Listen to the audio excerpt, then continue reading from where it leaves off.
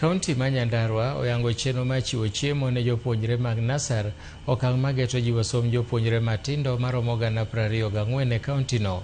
Chenro no mano oyangi e skund Nasari ma Mumbi Comprehensive mayudore e ward ma Naimbaga, igeno ni biro chwalo kendo jiwo jopuonjre kendo medruok ma jopuonjre e chopo e skul mopogore kod miyogi chiemo mantiere kod ndhadhu.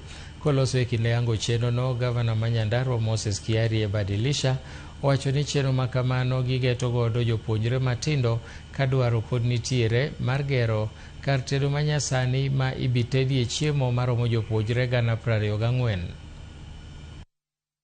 Kitchens are going on. If you go to Geita, Kipipiri, kitchens are going on to ensure that we give our children the fortified porridge, which has good nutrients to encourage growth, area growth, and also to make sure that the children are healthy. Tunashukuru na tunajua watoto wetu watafaidika na kiwango ya masomo katika Nyandarua inaendelea kuinuka na Nyandarua itafika kukua academic giant vile ilikuanga miaka ya hapo zamani.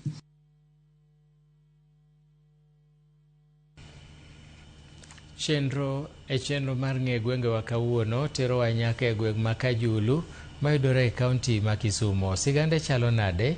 Millicent Adhiambo nigi ler mathoth.